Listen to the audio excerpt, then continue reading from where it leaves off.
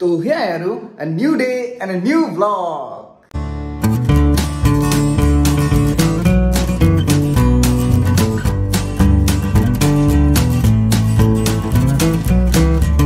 যেহেতু আপোনালোকে গম পায় যে মই ডিমাপুৰ আহিছিলো আৰু ডিমাপুৰ কিবা কিবি দেখাম বুলি কৈছিলো তো মানে কি সেই উদ্দেশ্যত যাবলৈ ওলাইছো আমি মানে পিকু আৰু মই আৰু মানে কি বতৰটো ঠিকই আছিল ইমান দিনে কিন্তু বৰ্তমান মই খিৰিকীখন খুলি চালো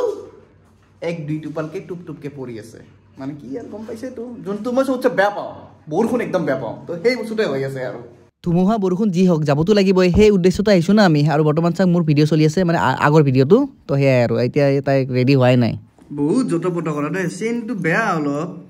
মানে খস খসাই সব খস খসাই হৈছে আৰু না বল বল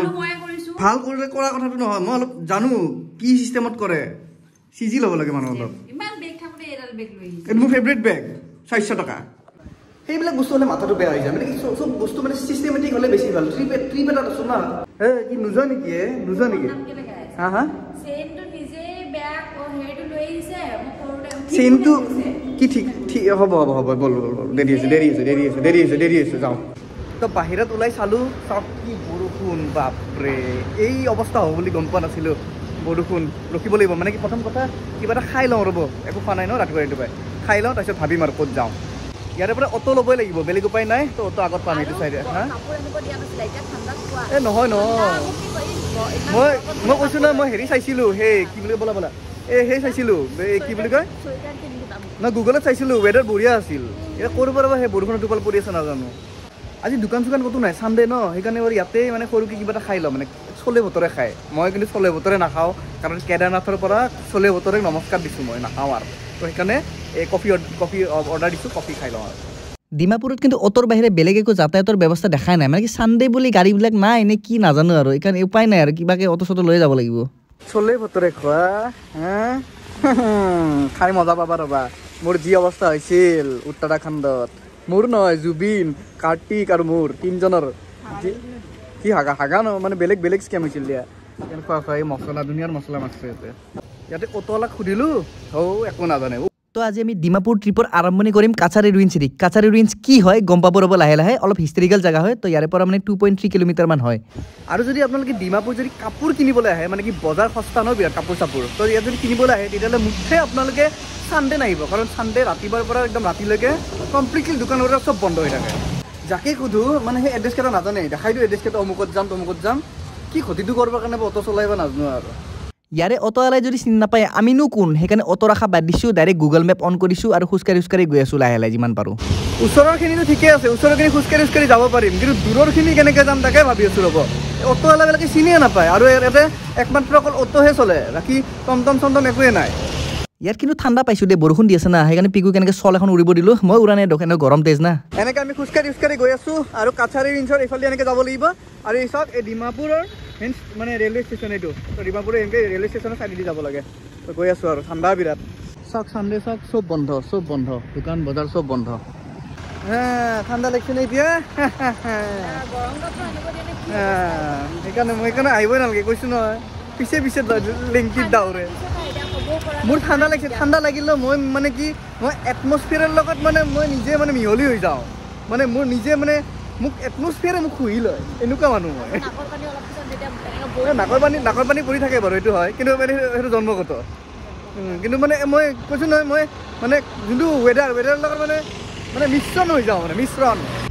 এতিয়াহে বুজি পালোঁ মানে কি ইয়াক যদি ডাইৰেক্ট কাছাৰী ৰুইন্স বুলি কয় বুজি নাপাব আপোনালোকে ৰাজবাৰী বুলি ক'ব লাগিব তেতিয়াহে গম পাব যে ৰাজবাৰী হয় পালে তো মানুহজনে সুধিলোঁ ৰাজবাৰী বুলি কোৱাৰ লগে লগে দেখাই দিছে আৰু এইবোৰ বহুত পুৰণি জেগা ন সেইকাৰণে পুৰণি নামেৰে জনাজাত আৰু ইফালে আগেদি এনেকৈ গেটখন আছে সেইফালে যাব লাগিব ভিতৰত তো এই ৰাজবাৰীৰ মেইন গেটখন এতিয়া খোলা আছেনে নাইবা আমি যিহে ইমান ৰাতিপুৱা আহিছোঁ এতিয়া তালা চালা মাৰা আছে যদি হৈছে আৰু কেতিয়াবা খোলে এয়া চাওক ইয়াত লিখা আছে খোলা আছে চাগে বলকচোন এনেই ভিতৰত গৈ চাওঁ ৰ'ব ইয়াত কোনো টিকেটৰ দৰকাৰ নাই একদম ফ্ৰী এণ্ট্ৰি হয় তো ইয়াত আৰু কিবা কিবি লিখা আছে কাছাৰী ৰেঞ্জৰ বিষয়ে এই ফটোখন চাই লওক ফটোখন চালে গম পাব ইয়াত ধুনীয়াকৈ পঢ়ি লওক আপোনালোকে তো ৰাজবাৰীৰ ভিতৰত সোমালোঁ মানে কি কাছাৰী ৰুইন্সৰ ভিতৰত কাছাৰী ৰুইন্স বুলিও কয় মানে কি মোৰ পিছফালে যে কিবা কিবি দেখি আছে যে সেইবোৰৰ মানে বহুত কিছু হিষ্ট্ৰী আছে বহুত মানে তেনেকুৱা বহুত কিবা কিবি জানিব লগা কথা আছে তো লাহে লাহে ভালকৈ জনাই আছোঁ ৰ'ব আজিৰ এই ভিডিঅ'টো এই ৰেলিংবোৰৰ সিপাৰে থকা পিলাৰ্ছ কেইটাৰ বিষয়ে আৰু গোটেই হিষ্ট্ৰী গোটেই কাহিনী সেই পিলাৰৰ বিষয়ে কম আজি মই চাই থাকক ভিডিঅ'টো বঢ়িয়াকৈ ইয়াত বাৰু তলা মাৰা আছে মানে ভিতৰত যাব নোৱাৰি তালৈকে কিন্তু এই বস্তুবিলাক যে দেখিছে এইবোৰ কি হয় মই কৈ আছোঁ ৰ'ব লাহেকৈ হিষ্ট্ৰী মতে মহাভাৰতৰ সময়ত ভীমৰ পুতেক ঘটোৎকচে ইয়াত বোলে চেছ খেলিছিল তো চাওক এইবোৰ দেখিছে যে বস্তুবিলাক এই চাওক এই গোটেই চেছৰ আকাৰৰ চাওক গোটেই এইবিলাক চেছৰ গুটি যেনেকুৱা তেনেকৈ বনোৱা হৈছে চাওক ইয়াত এয়া যিহেতু ভীমৰ ঘনীয়েক হিড়িম্বাৰ জন্ম ইয়াতেই হৈছিল সেইকাৰণে এই জাগাখিনিৰ নাম মানে ডিমাপুৰৰ পুৰণি নাম হিড়িম্বাবোৰ পৰিছিল আৰু হিড়িম্বা আৰু মানে ভীমৰ বিয়া ইয়াতেই হৈছিল ডিমাপুৰত আৰু যোন মানে পুতেক আছিল ঘটোৎকচৰো জন্ম ইয়াতেই হৈছিল মানে ডিমাপুৰত ডিমাচা সম্প্ৰদায়ৰ লোকসকলে এই ঠাইখিনিৰ নাম ডিমাপুৰ এটা অৰ্থত লৈ লিখিছিল ডি মানে হ'ল পানী মা মানে হ'ল ডাঙৰ আৰু পুৰ মানে হ'ল চহৰ মানে নদীৰ পাৰত থকা এখন ডাঙৰ চহৰ তাৰে মেইন অৰ্থ হ'ল এইটোৱে এইবোৰ কি মেগনিফিচেণ্ট আৰ্কিটেকচাৰ মানে কি আজিকালিহে মানে এই মেচিন চেচিন ইউজ কৰে কিন্তু আগৰ দিনত কেনেকৈ আৰ্কিটেকচাৰ কৰিছিল মানে চাওক না কি ধুনীয়াকৈ কি নিখুঁত মানে ক'বই নোৱাৰি কি মানে একদম খুঁত নোহোৱাকৈ কি ধুনীয়াকৈ ডিজাইন কৰিছিল আমাৰ যেনেকৈ ৰংঘৰ কাৰেংঘৰ যেনেকৈ ডিজাইন কৰিছে কি ধুনীয়াকৈ বনাইছে তো তেনেকৈ এইবোৰ বস্তু সেনেকৈ মানে আৰ্কিটেকচাৰ কৰিছে আপোনালোকে ডিমাপুৰ আহিলেও বেলেগত নগ'লেও কিন্তু ইয়াত এবাৰ হ'লেও আহি চাব মানে কি কথাবোৰ জনাৰ পিছত আহি বিৰাটেই ভাল লাগে মোৰো তেনেকুৱা লাগিছে মানে তাতে যে গেটখন যে বন্ধ আছিল মই মানে দাদাজনক ইয়াৰে কেয়াৰটেকাৰজনক সুধিব আহিলোঁ যে মানে খুলিব পাৰি নে নাই তো তেওঁ ক'লে যে ঠিক আছে খুলিব পাৰি বাৰু মানুহ বৰ্তমান নাই অহা নাই ৰাতিপুৱা আহিছে ন 10টা বজা নাই সেইকাৰণে বন্ধ কৰি থৈছে তো আহিলে খুলি দিব কিন্তু আমি এতিয়া মানে অপেনিংটো ময়ে কৰোঁ বোলক সেইডাল খুলি পেলাওঁ সেই দিনত অপেনিংটো কৰি দিয়া আৰু খুলি দিয়া খুলছে নেকি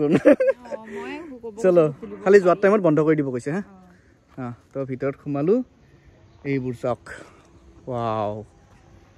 তো ভিতৰত সোমাই আহিলোঁ চাওক এইবোৰ চাওক গোটেই চেছৰ গুটি আগৰ দিনত সেই মহাভাৰতৰ টাইমত চেছ খেলিছিল মানে ইয়াতে ঘটোৎকচ আৰু ভীমে চাওক এইবোৰ চাওক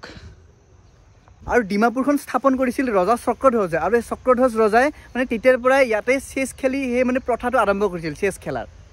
1300 খ্ৰীষ্টাব্দৰ আগত কছাৰীসকলে ইয়াত ৰাজত্ব কৰিছিল তাৰপিছত লাহে লাহে 1419 এডিত আহোম আৰু কছাৰীসকলৰ মাজত প্ৰথমখন যুদ্ধ হৈছিল য'ত আহোমসকলে পৰাজয় হৈছিল আৰু তেনেকৈ লাহে লাহে বহুত যুদ্ধ হৈ আহিল প্ৰত্যেকখন যুদ্ধত তেওঁলোকে হাৰিলে তাৰপিছত 1536 এডিত আহোমসকলে কছাৰীবোৰক হৰাই দিলে আৰু হৰাই দিয়াৰ পিছত তেওঁলোকে এটা জেগা আছে মাইবাং বুলি তো সেই মাইবাং বুলি জেগাটোত চিফ্ট হৈ গ'ল মানে তাতে গৈ কছাৰীসকলে বাস কৰিব ধৰিলে আৰু বহুতে চাগে নাজানে কছাৰীসকলে মহাভাৰতৰ যুদ্ধত অংশগ্ৰহণ কৰিছিল সেইকাৰণে কছাৰীবোৰক ঘটোৎকচৰ ডিচিডেণ্ট বুলি কোৱা হৈছিল মানে বংশধৰ বুলি কোৱা হৈছিল আৰু তাৰে মাজতে এটা কথা কওঁ মানে কি এই জেগাখিনি অলপ যদি চাফ চিকুণ কৰি যদি মেইনটেইন কৰি ৰাখে নহয় বিৰাট ধুনীয়া লাগিব চাওকচোন অলপ মানে যিমান যি হওক এটা হিষ্টৰিকেল প্লেচ ন যি ফৰেনাৰ্ছো আহে আমি আহোঁতে মানে ফৰেনাৰ্ছো লগ পাইছোঁ তো অলপ মানে এনেকৈ ভালকৈ আৰু মেইনটেইন কৰি ৰাখিলে নিজৰো ভাল লাগে মানে ফটো চটো উঠি ভাল লাগে বা মানুহ আহি চাইও ভাল পাব সেয়াই আৰু তো আপোনালোকে যদি এই ভিডিঅ'টোত কিবা বুজি পোৱা নাই তেতিয়াহ'লে কমেণ্ট বক্সত মোক সুধিলে হ'ল মই বুজাই দিম তো সেয়াই আছিল কাছাৰী ৰুইন্সৰ পৰা কিছু জনা নজনা কথা তো ভিডিঅ'টো কেনেকুৱা পালে জনাব যিখিনি পাৰোঁ জনালোঁ আপোনালোকক এতিয়া ওলাই দিওঁ আৰু এতিয়া ক'ত যাওঁ নাজানো এতিয়া বাহিৰত গ'লেহে গম পাম তো অৱশেষত শেষ বুলিলে শেষ নহয় আকৌ আৰম্ভ হয় তো সেয়াই আৰু বাই বাই